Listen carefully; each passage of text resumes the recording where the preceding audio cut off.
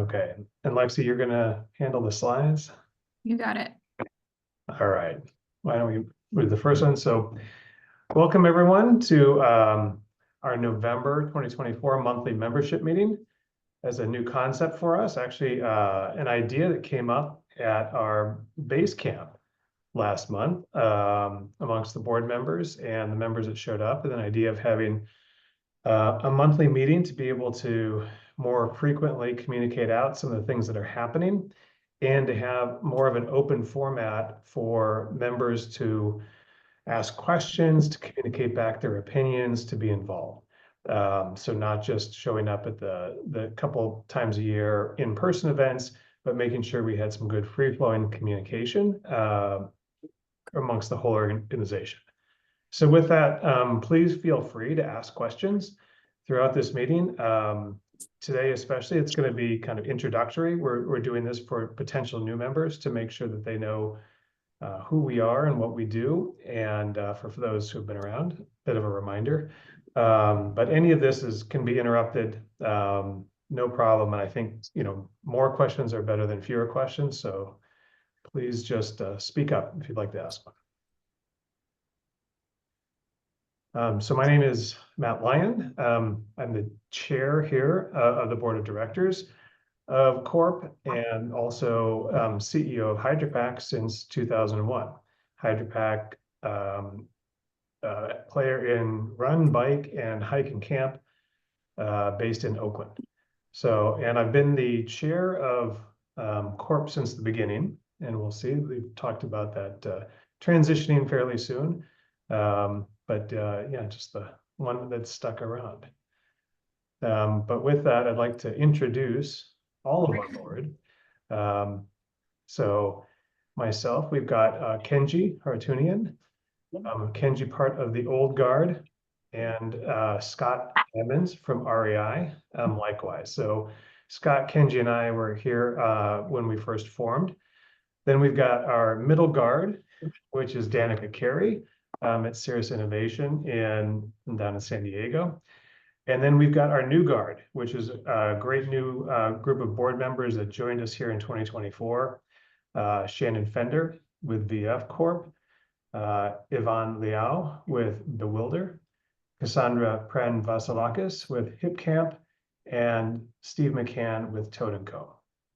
So love to have the new board members. And then last but not least, our one staff member, Lexi Grittelfeld, who hosts these together and is truly the professional amongst us. All right, so why we exist, so clearly this is a big, California outdoor recreation is a big cause. Let's call it 500 million jobs or more here in California. But we have to ask ourselves, why do we need to spend time on this? I've got a job, or as I say, the mountains are calling. I must come. I mean, why do we spend time on the lobbying side of things or with the government, as opposed to doing the things that we need to every day? Well, the bottom line is that is the way our system works. You have to be present to win. If you don't show up and make your voice heard, someone else shows up, and then their issue becomes the most important of the day. And so, for us, showing up, being present, is the way that we make sure that our 500 million jobs and our $70+ billion gets prioritized by our government when it comes to allocating resources and making regulation. And we do this, why we exist as a group, is because this together, we get to maximize our value. We get to maximize our voice. So we represent the largest group of folks by banding together. And then we take the cost of being involved, which is both our time and our money, and we spread it out across the largest group possible to make sure that this is both affordable from a time standpoint and from a money standpoint for all of our members to be able to participate with the government. So this is kind of, if you will, our politicians change. We saw that this week. You're never sure who's going to be sitting on the other side of the table, but our interests don't change. And so it's important for us to continue to show up, to continue to be present, no matter what set of policies or priorities comes in with the next group of politicians. So our mission, power a voice for the outdoor recreation industry to shape policy support investments and engage outdoor participation. So we've been consistent with this at our beginning, as our mission should be, where we represent our industry and our members, and we are here to be a voice for that group. We've kind of broken it down into 3 priorities, and these are ones that we repeat each time we go to Sacramento and talk to the politicians, so they know who's out there who represents these priorities, and that even though they hear it, some folks each year, it's important for them to register it and to know that these are our causes. So one is around the resources or the infrastructure for recreation. You know, we're very lucky to have national parks and state parks and things that have been provided by previous generations for us. You know, we need to continue to maintain and improve those. The more the infrastructure we have, the more opportunity people have to go out and engage in and use our nature. The second is equitable access. I tend to think of it more about participation. Quite honestly, we don't have an issue with affluent white male participation in the outdoor activities. It's about everyone else in the state that are not recreating the same rate, and usually there's a reason why. And we would like to see equitable access for everyone in the state, no matter where you come from. And we know that that's the way, both from a fairness standpoint, but also from maximizing the participation rates. California does lag behind other states in the West in that measure. And a lot of it is because of our urban nature and our diversity. And so the more that we can get out there and make sure that everyone has access, the better, the more that our participation rates will raise. And then finally, enabling business success. That's really around regulation. I think we see California is becoming the petri dish for all sorts of different policy ideas and regulatory ideas. They're hard to get through in Washington, D.C. So the next best thing is to try to introduce them in California. And if it works in California, then the rest of the states will follow. So it means that we've got a lot of new ideas, a lot of new regulatory schemes, and a lot of them aren't fully baked. And so they need a lot of input, and we need to make sure to keep our eye on those. So definitely an important thing here for the next few years. And then finally, our vision. So we do power a voice for our members. We power a voice for our industry. A lot of what we do is things that the nonprofits and government entities and grassroots groups that we're aligned with cannot do. And we organize and we advocate. So our ability to go in and to represent a position and continually pull together lots of different groups who have the similar interests, and if you will, to be the leader of those groups, is something that makes us unique and gives us a unique position as we go in and work with our government. And I think it's important to note that we're not a charity. So we are not a 501c3, we're a 501c6, which allows us to advocate on positions. And that's very intentional. And I think that it's something to note that for companies that restrict their donations to charitable organizations, they're really missing the importance that kind of collective action can make with our government. And I think it's important for us to all recognize that is one of the key things that we're doing here together is collective action.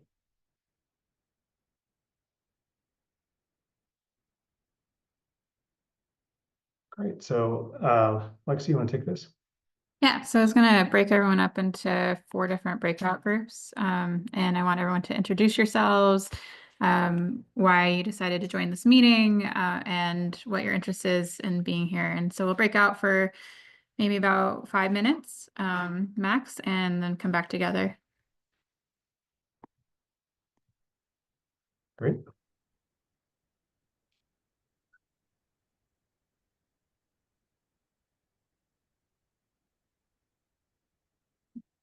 Sorry, I'm just moving a few people around.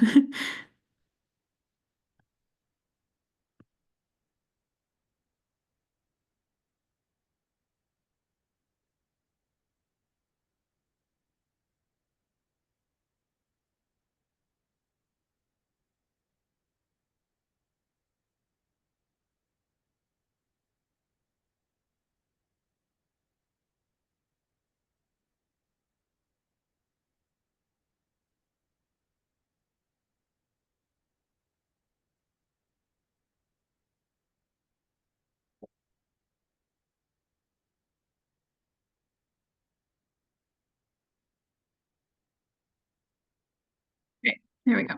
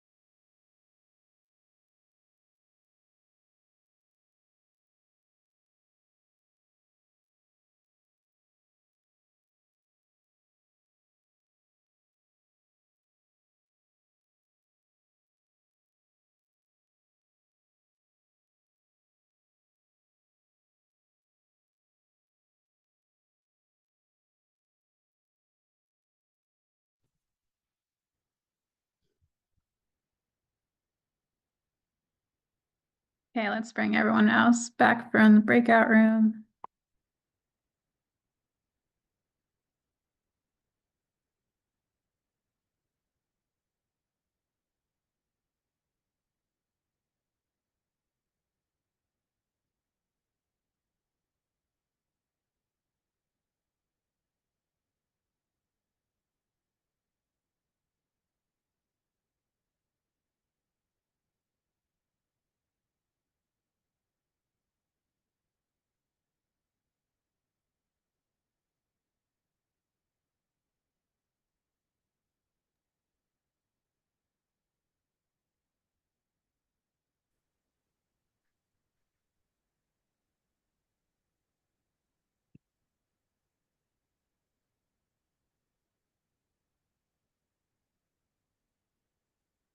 How'd the breakout rooms go? Did you meet someone new?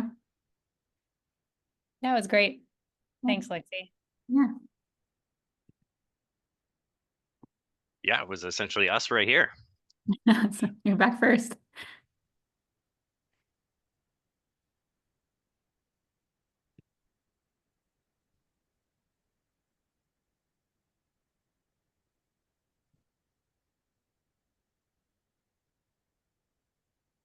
Awesome. I think we have everyone back on the.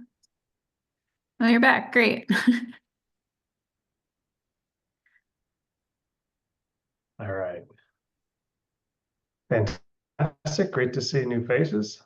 And hopefully this is, again, something that can be recorded for everyone and that can't be today. Just a couple more intro things first. Let's talk about the benefits of membership. So we are truly a member-driven organization. Our goal is to have as many members as possible within the California outdoor industry to represent the broadest group possible when we go and talk to the government and the politicians, and quite honestly, that we need to kind of show up in almost every district to have the impact that we want to have. And so to have as broad of a group of members as possible. I tend to think, we've got some benefits listed here. When I think of membership, I think, first of all, this is an important cause. That's why we're members. I mean, this is our activities, outdoor, it's our industry, it's our businesses. To me, these are just very important things. So kind of recognizing that first. Second of all, I mentioned before, this is a great way to support this without with being able to share the costs of this influence. So the amount of time and the amount of money we give is actually pretty small compared to our impact and the voice that we have. Third, we're involved with professionals here. We've got Lexi, we've got Doug, who we'll meet in a minute. We're working with professionals who understand this, who are great at channeling our interests and figuring out the most effective way to communicate those into Sacramento. So we're not doing this inefficiently. We're actually doing this quite efficiently by doing it as a group of professionals. I think, I was just mentioning to Em, I think the community is a big part of this. It's great that we have these shared values as an industrial group. We have very large corporations involved here, that dwarf the size of my company, but they're willing to be an equal part in this group based upon our shared values. And that's something that the outdoor industry has that other industries I've been involved with have not had.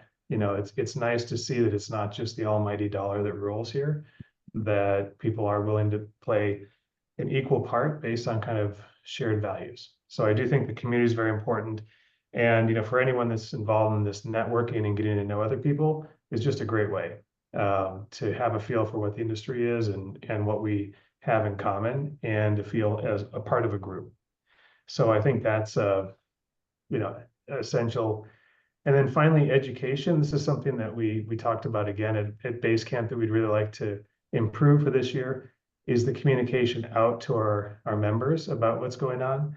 So webinars like this, which we'll be doing monthly. We do have had webinars in the past around specific topics. We'll continue those. That really one thing we realize is our government's under no obligation to educate its constituents as far as what it's doing from a regulatory standpoint. And it's kind of up to us to keep aware ourselves. And that's where this industry association can really come in to help tracking what's going on in the legislation, to help understand it, to help answer questions, and to help our members guide through the regulation. And if necessary, be a conduit to get those questions asked to the right people in our government and to get the answers. So I think education is going to be playing an increasingly important part this year. And I can always tell you there's also the sharing amongst members on that. Running a business here in California for 20 years, I've had my share of nuisance lawsuits, Prop 65, ADA compliance, all the things that change. I'm happy to share my experiences and how hopefully other people can avoid some of the pitfalls based upon what I've done. And hopefully if we can just take that attitude as a group, we're all going to be better off.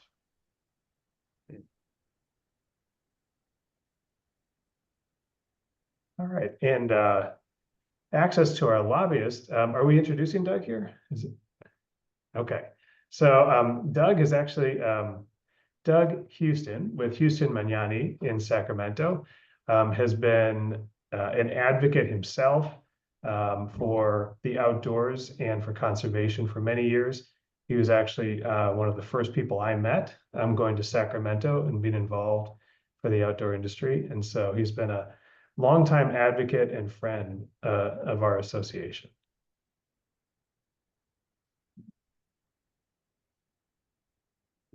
Is that my turn? I believe so, unless there's some other point, Lexi. But yeah, so with that, I'll introduce. Great. Hey, thank you, Matt. And thanks, everybody. Good afternoon. Doug Houston. I'm president and managing partner of Houston Magnani Associates here in Sacramento.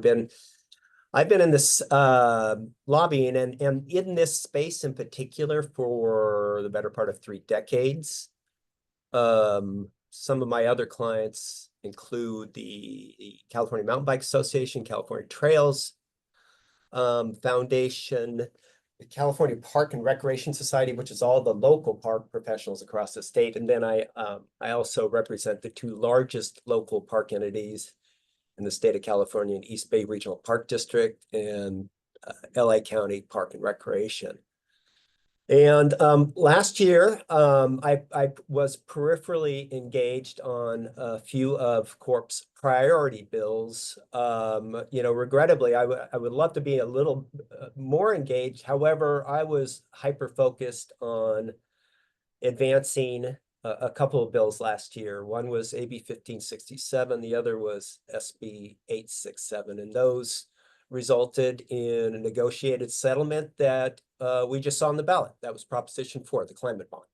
I was the lead advocate, particularly on the assembly side, and as you may or may not know, it's a $10 billion bond. It's gonna help to bolster resiliency across the state, but important to you all is that embedded in this bond and the bills was roughly, I know I've identified at least $1 billion that can be invested to underwrite expansion, growing the capacity of the outdoors here in the state of California. Not, again, going back to Matt's comment about white affluent males and accessing the outdoors. There's an element or component, it's very small, in the bond that's going to permit for programming through the state conservancies, the California Tahoe Conservancy, Santa Monica Mountains Conservancy, Rivers and Mountains Conservancy.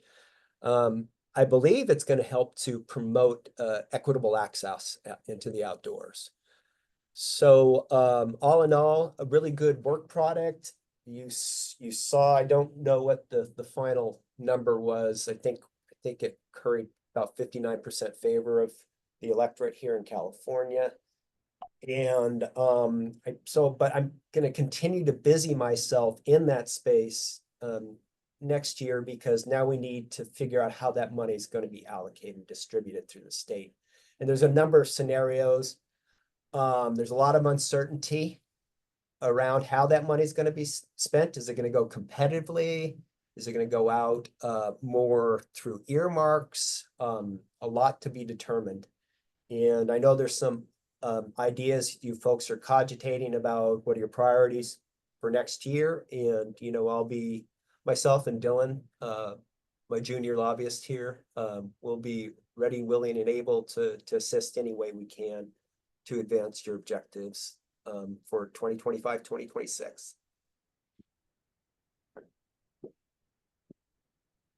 Great, thank you, Doug.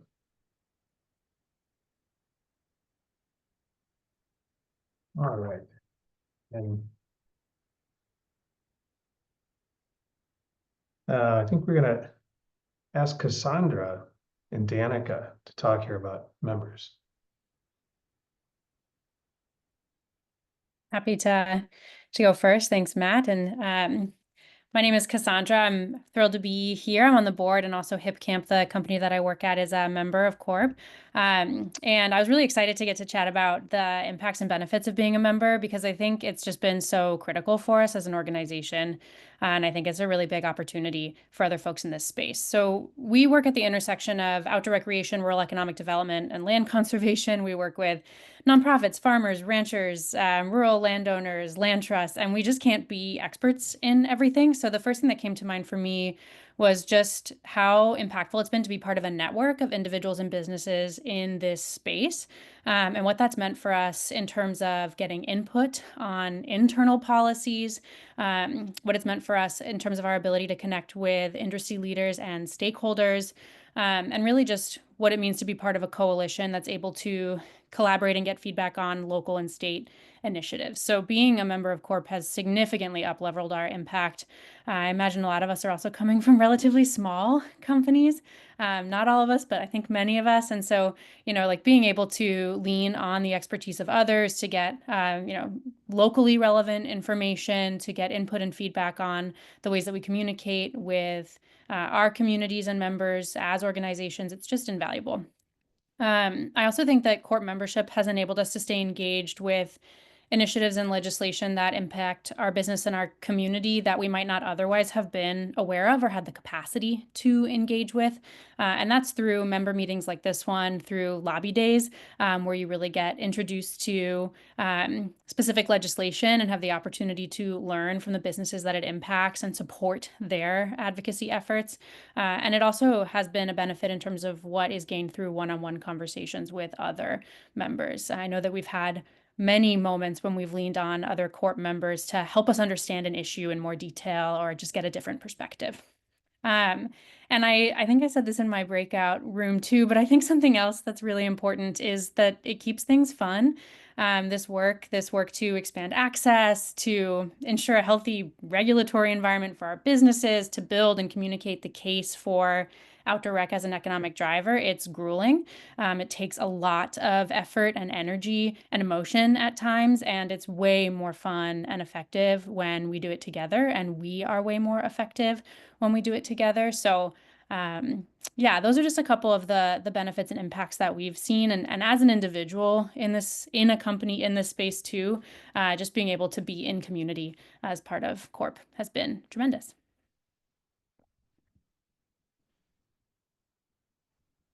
And Danica, I'll pass Can you hear it me on to now? Okay, great. Thank you. Yeah, I honestly, I don't think I could have said it much better than Cassandra, but I will echo and highlight the pieces that are in complete alignment for me. Danica Cherry, I'm on the board, and I am the marketing director for a small to medium-sized snow sports accessories brand called Cirrus.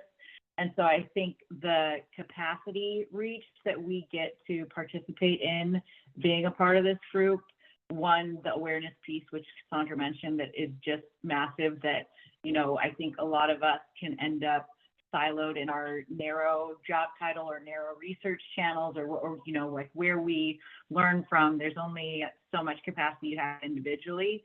And then when you increase the cross-sector awareness that you get by being a part of this group, and then I think the biggest piece, you know, which outlined by, you know, what Doug brings to the table with this group and what this group collectively is able to do, is being able to have an elevated voice in lobbying when we come together as a collective is so huge. And so really what locked me in early on with this group was showing up to the first Sacramento Summit and really experiencing the impact that we're able to have by combining voices. And even if you're not the expert on the exact topic or it doesn't apply to your company directly, I think I've been very, very grateful to see how much contribution there is from everyone that comes together to join as a larger outdoor industry together, and recognizing that it truly is that collective voice that is able to start to make an impact and make change. And seeing how much this group has continued to gain credibility within the state legislature is pretty incredible, and definitely not something we could have ever done on our own. You know, like I said, I'm marketing director, I'm not like policy lead at our company. And so it allows all sizes of business to participate and have a voice in a way that I don't think any of us could do on our own, even with large companies that are very wonderfully and equitably at the table here with Corp that do a lot of this work on their own as well. I think being able to see that when we come together, big, small, medium, individual organizations, that it really does move the needle a lot better, and we're able to find some great alignment on things that are just a big support to our industry. And especially as we seem to have a bit more of a microscope on our industry at the moment, a lot of stuff to learn about and work through together. So I think it's really just the collective action for me. Great, thank you. Actually, so it happens that both Danica and Cassandra are on the board. So really, you can kind of take what they've said about being a member and just amplify it. And that's what it means to be on the board. So a lot of that, getting to know each other, getting involved, getting a sense of meaning from this, and then a sense of camaraderie of getting to know the other people and knowing that you're supporting them and they're supporting you. That's really like, so the board, we get together more often, we're more interactive. We definitely, it's at the size where we still are all recognized as individuals in the group, that it's, I think, a lot of fun, and it's very personally rewarding for folks. It's also a really great opportunity to lead. That many times we can lead within our businesses, but how often do we get an opportunity to lead within the industry or lead within our activity? And so for people looking for that opportunity or for that ability to do something, beyond what happens in the 9 to 5 for most of us, this is a really unique place to kind of step out and be part of something significant. And so being a member is great because we definitely all benefit from that. Our businesses benefit, but I think the board participation starts to become more personal as far as what we receive back from it. I will go through quickly, just in case you're interested about being on the board. We are interested in growing over time. We took on quite a few new members this year, so we did kind of decide to limit it this year, but we will be growing in future years. So if it's something you consider, what we ask for a couple of year commitment for anyone joining the board. Of course, you must be representing a full dues paying member. It's very important to us that our board is membership based, and that what we do is represent our members. We do have monthly calls. So we have monthly calls as a board. We'll be doing these monthly calls, membership calls. And then we also have monthly committee calls. So the board is broken down into several committees, which we'll get into in just a minute. And participation in at least one of the committees is also required. So it really is, think of it like 3 calls a month. So it's some involvement, but not over the top. And then we get together a few times a year. We get together in the spring for the Sacramento Summit, which we really invite everyone to, but it's a full day or 2 in Sacramento for meeting directly with our legislators and the administration.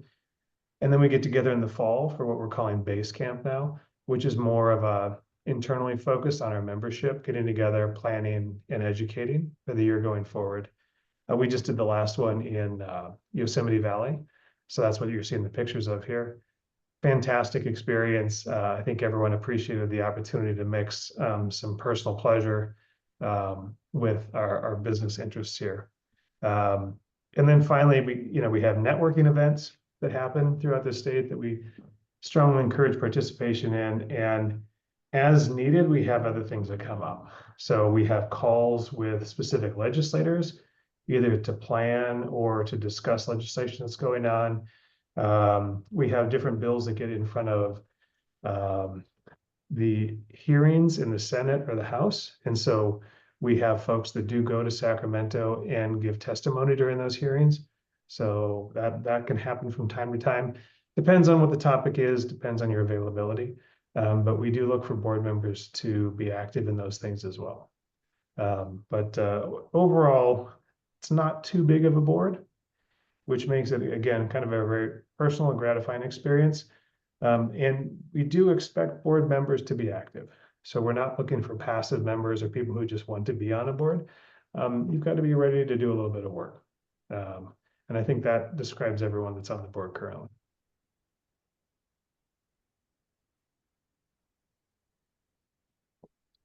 All right, my turn. So my name is Scott Ammons. I am on the board and have been since Corp was founded.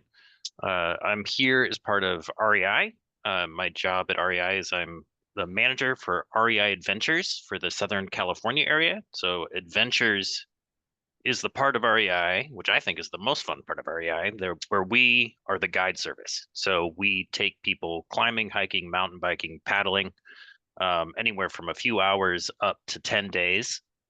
So I help produce all those trips. And my background is obviously not in government affairs and lobbying, but is in outdoor education and guiding. But even that said, I do find it incredibly rewarding to be on the board here. And I currently serve as the chair of the Membership Engagement Committee.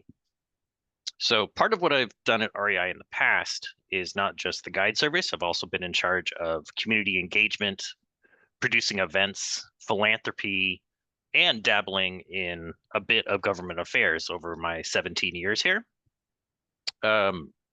So it does make a little sense for me to be involved in membership engagement.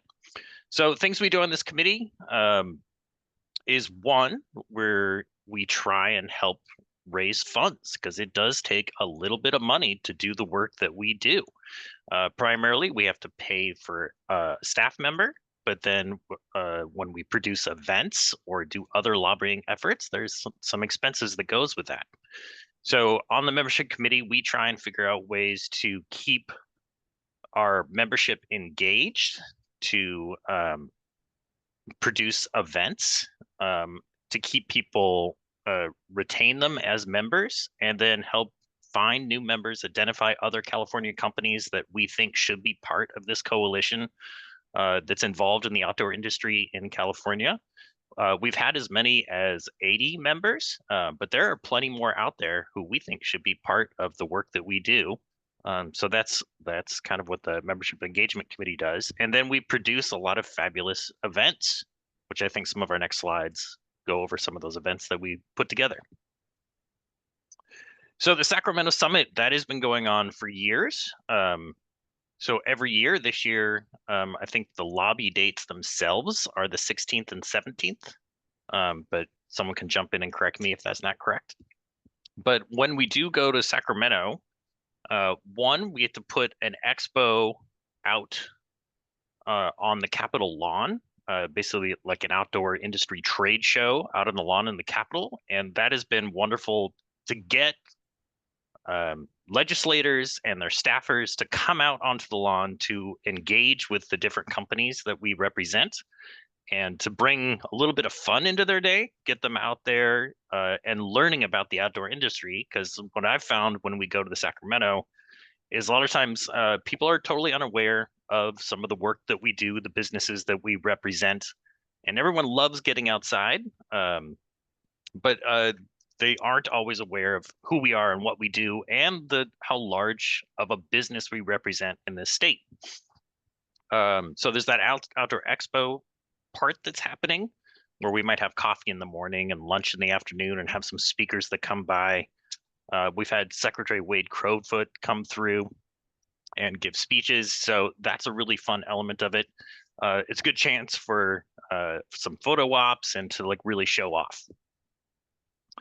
And then the other thing that we do on that day is we go out and lobby. So we bring as many people as possible, break them into lobby groups, help educate them on the bills that are coming up that are relevant to us, give them talking points, really help, because not everyone that comes is knowledgeable about all this stuff, has ever lobbied before, and myself included in some of the early days, and really just teach people how easy it is and how non-intimidating it is to walk into the staff's or legislator's office, engage with them, say hi to them, let them know who we are, and then talk about the couple of issues that we have coming up the legislature that we care about. Things like the No Toxics Tent Act, and the last few years, the PFAS bills. So in your little groups, you go around and you go through an entire day of meetings with different legislators. And I found it wonderful to talk to them. One, they like breaking up their day to talk to regular citizens. And everyone loves the outdoors. So they love to talk to us about how we get outside, how they get outside. And we get to bring a bit of fun and lightness to the day. And then the end of that lobby day usually ends with a happy hour. We usually have a little bit of a light breakfast that we give you, a nice lunch, get to hang out on the lawn, go meet some legislators, educate them. Overall, it's a really fun event, and I recommend as many people as possible to come to it. It's also a great thing to bring junior staffers to, or maybe even students if you're a teacher. It's a great way to learn how the process works.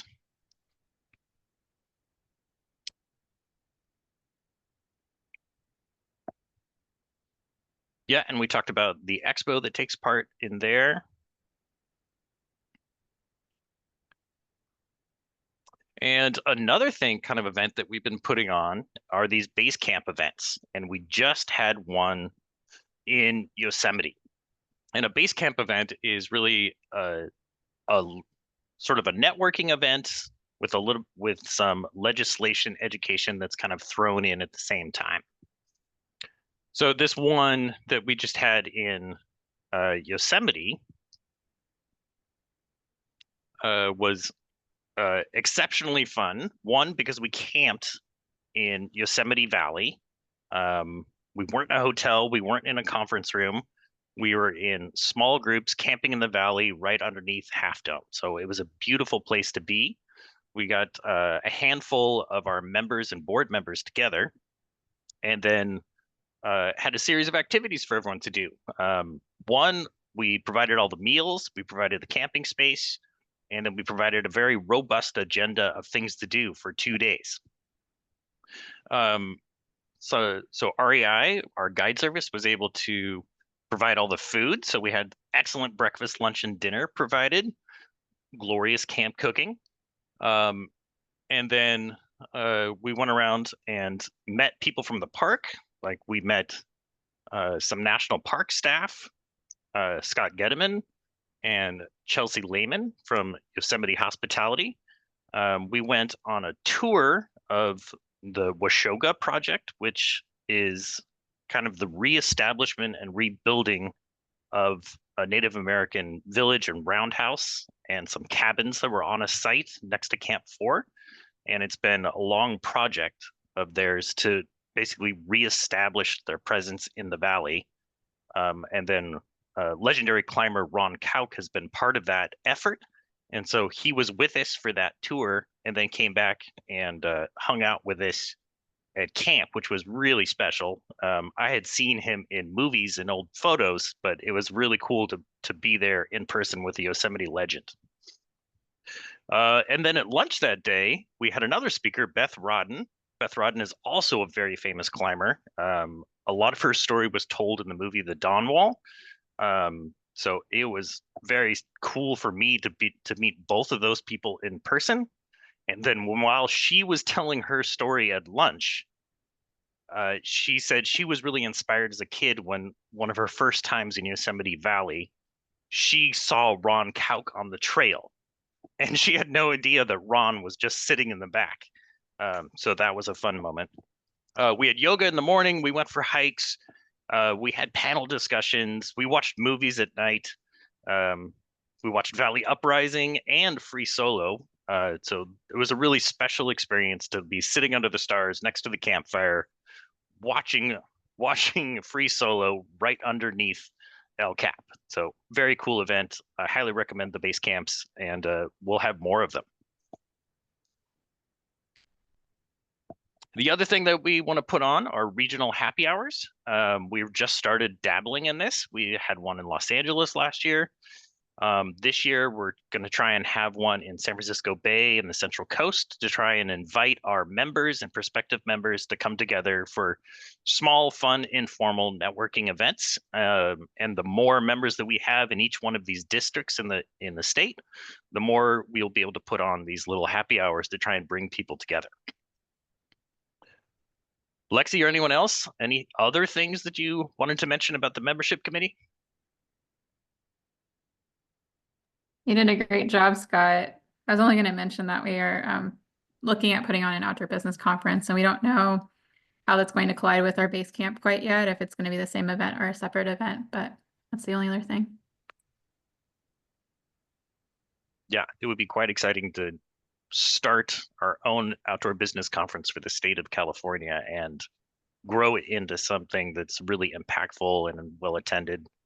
We're thinking about Tahoe, so we're in the middle of ideating plans. So that's another cool thing you can do as part of the membership committee.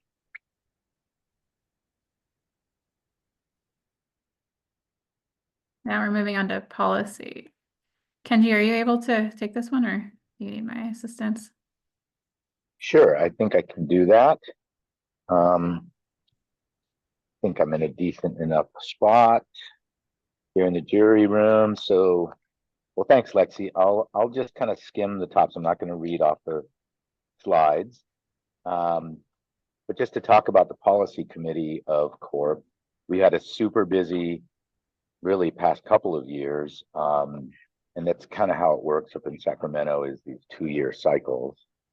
I'm still getting to know it after however many years I've been doing this, but it's really important work to come with the voice and the awareness of an industry, and all the different aspects of our industry that include cycling and paddle sports and a number of different aspects of human-powered outdoor rec that we try to represent. You know, when people hear outdoor previous to CORP up in Sacramento, it was a lot of assumption about fishing and hunting and motorized.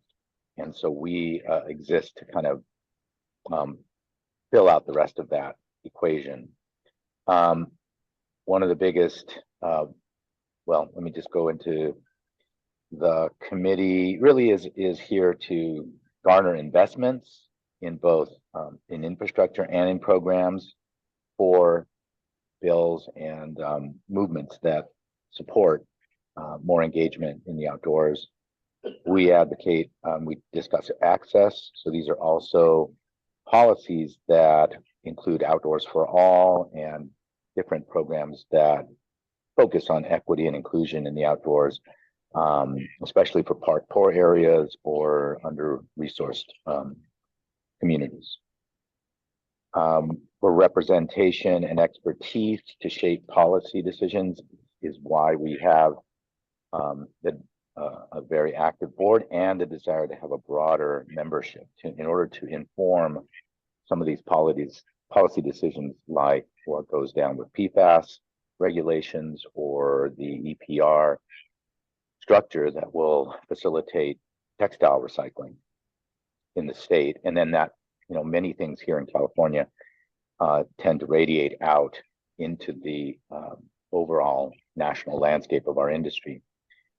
For example, roughly 20% of the outdoor industry happens in California, which is why we have members like REI and North Face and others that are not necessarily headquartered here, but have significant business interests in the state.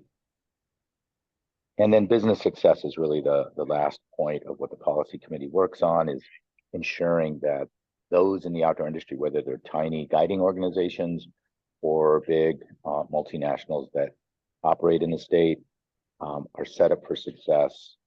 Even organizations that are advocacy groups, like some that I'm affiliated with, Beyond Corp, our friends of Joshua Tree and the Access Fund. Well, these are organizations that also aim to have success here in shaping policy. And then I just thought I'd go briefly over some of the specific initiatives that we've worked on, including Prop 4, which passed, thankfully, day before yesterday. And so that's, as Doug mentioned, a $10 billion bond that has a lot of elements to it that are absolutely relevant to those in the industry of outdoors.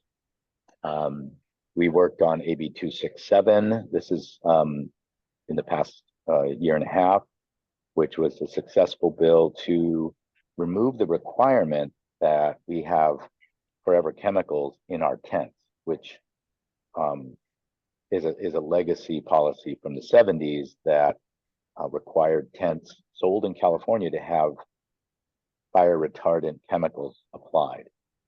And so we were successful in removing that requirement. AB 1150 was a Parks and Recreation investment bill that we advocated for. 2939 was a Parks Access bill for interpretive services. AB 1817 was the first PFAS bill that we got successfully amended for extreme use and technical uses that require, protective, waterproofing and treatments for life support. AB 347 is irrelevant this year. We talked a little bit about that as the PFAS trailer bill. Also, we've had some amendments to that have been adopted, and importantly, the DTSC oversight element to it, so that we have a structure that's effective in assessing products, and there's a system in place. And then lastly, SB 707, which is the textile EPR bill, extended producer responsibility. So that is relevant to every manufacturer in finding a way to move textiles out of the landfill and into a circular economy. So we were able to successfully amend that, and also, facilitated a delay so that there can be a better assessment of how this is going to impact small retailers, small businesses, small manufacturers, and then large companies as well. And so that's kind of it. I think we've learned a lot since 2018, when we thought we could get a Office of Outdoor Recreation at the snap of a finger. And so part of a lot of what we've learned is how to navigate the halls with Doug's help and other folks' help in Sacramento. And we got a lot done this past year. Awesome. Thanks, Kenji. I'm going to take over this one. One of the things that came out of our recent board retreat is that we're going to start up a communications committee. So all positions are currently vacant on this committee, and we are recruiting. So if you're interested in joining the startup of this committee, we will begin meeting in January of 2025. And this committee will focus on social media, e-newsletters, our website, and our webinars. And it's just a way for members to engage a bit more with what we're doing, and help me keep up on it a little bit since I'm staffing all of this. So if you have any questions, please send me an email, and happy to have a one-on-one meeting about it. Commitments for the committee will be a 1-hour Zoom meeting once a month, and other meetings as necessary. Sometimes we have side meetings with specific members about things, but typically this will be about a 12-hour commitment per year. And we're going to do our last little breakout room session before we open up to questions and anything else you want to address. But in this breakout room, I want to have you answer this question. What do you want to see out of Corp in 2025? Do you have any policy initiatives you want us to get involved in? Is there anything networking wise you want us to do? And and we'll do that in breakout rooms in 1 second once I split everyone else up.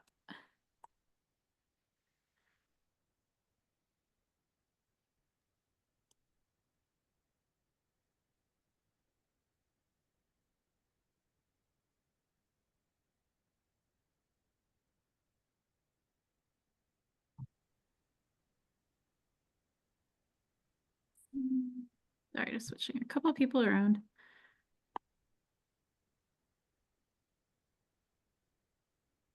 All right, we'll break out for about 5 minutes.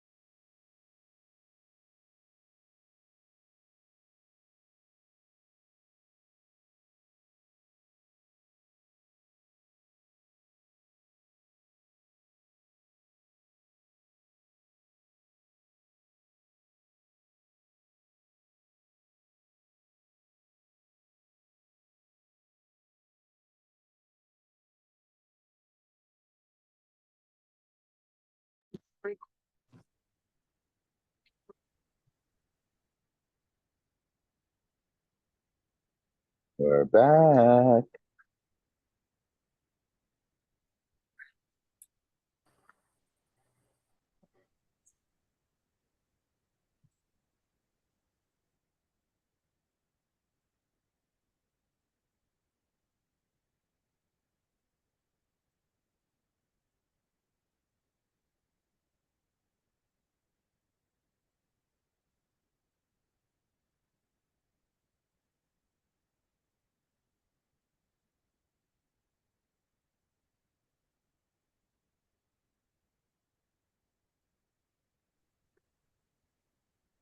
There's everyone.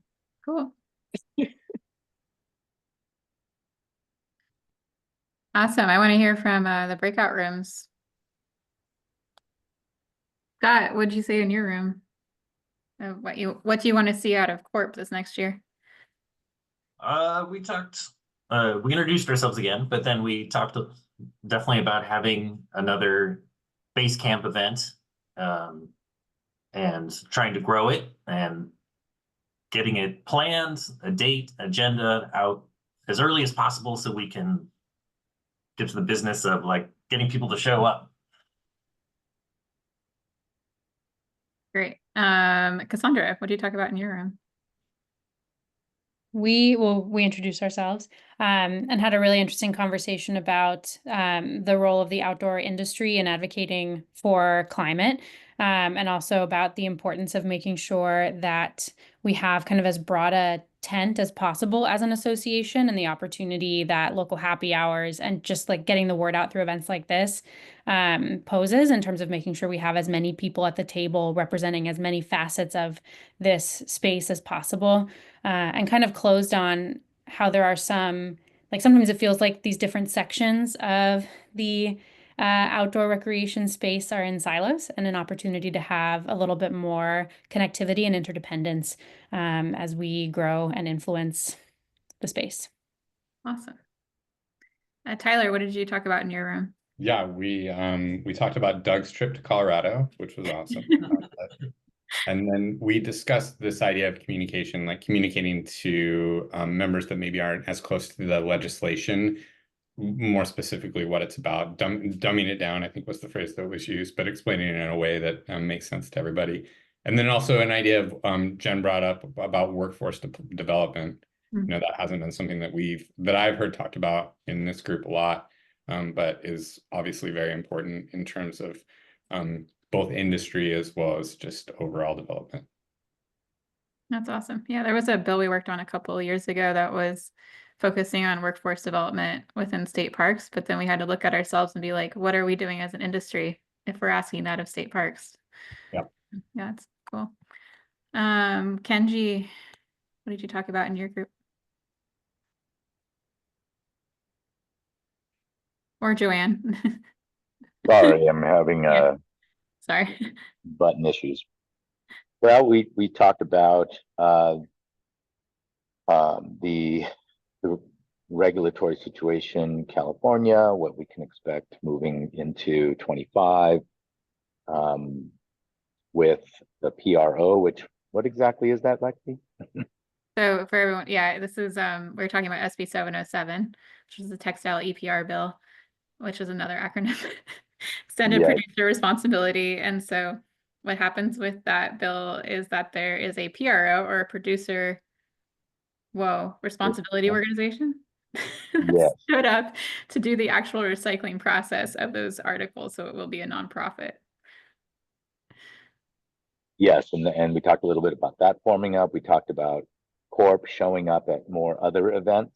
So, you know, when we were very first forming, we had an outdoor retailer show that was pretty vibrant. So we used that as a place to meet and get started.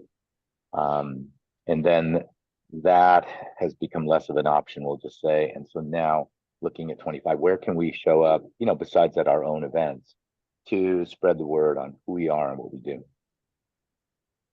And just adding to that, just because the regulations can get so in the weeds, you could probably do like a half day on each bill, but also like having Corp members like attend other like coalitions and members, just the cross pollination.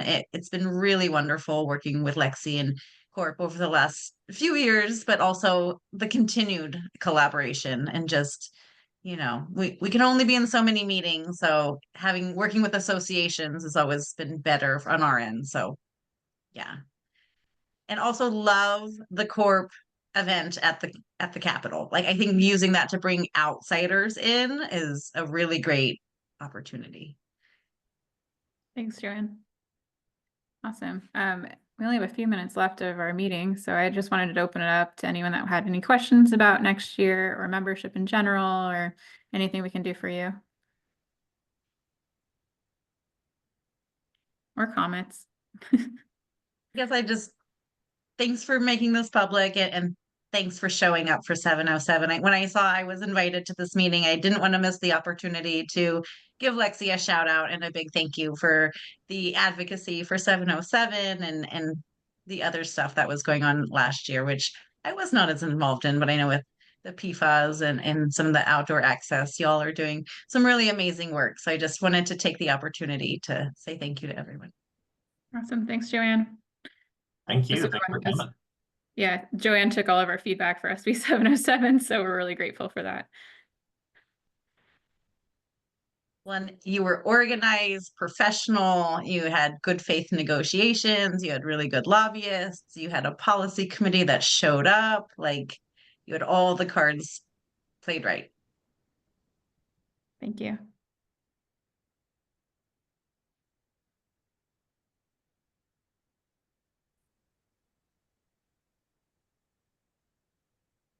Any other questions, comments? Anyone have questions about policy? You can ask Doug too. You have his ear right now. Don't ask about the election. No, we're not talking about the election. That was the first thing Matt said when he jumped on. What are you guys sponsoring any bills next year? It's in talks right now. I don't know exactly. Yeah, we're looking at a couple bills. We're probably going to be working on solar panels if that's of any interest. And then we are recommending no solar or no textile bills when we've heard a few recommendations from other people. But again, happy to cross-pollinate as the session gets closer. We don't have, there's like 2 big solar panel brands in our industry that I think, what, am I missing anyone? I know Goal Zero.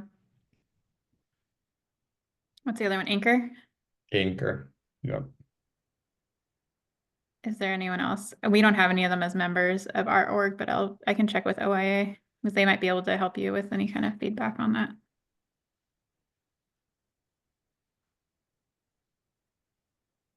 But I think they're both out of state, just to.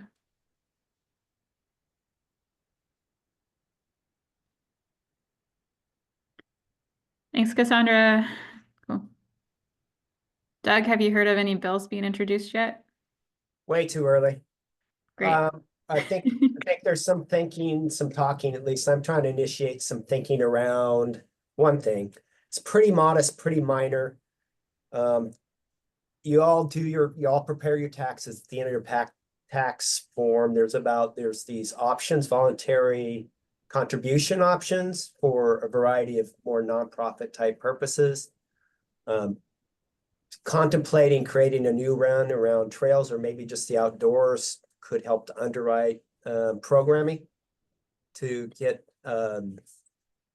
disadvantaged youth into the outdoors. So it wouldn't generate a whole lot of money, maybe somewhere in the order, maybe $750,000 to $1 million, but it could be allocated, spread throughout the state. So, I mean, that's some thinking that's going on right now. But aside from that. Would that be a tax bill? No. Mm-mm. What would it be under? Just look at your state tax forms. At the very end, after you sign, there's an option to put $1, $2, whatever you can. Right. Yeah. Yeah, and there's probably like I said, I think 15 different options there. And creating a new option around funding for equitable access. But who oversees that? Like if you were to it could go through state parks, it could go through a nonprofit. Oh, okay. Yeah, and be administered at a nonprofit level. Mm-hmm. I was gonna say I just sat on the review board for California Parks for the, I can't remember what it's called, like there's like some grants are giving out, and I mean, there's so much space for more money. Like we only funded like not even a 10th of everything that came through. Yeah, the demand's very, very, very high.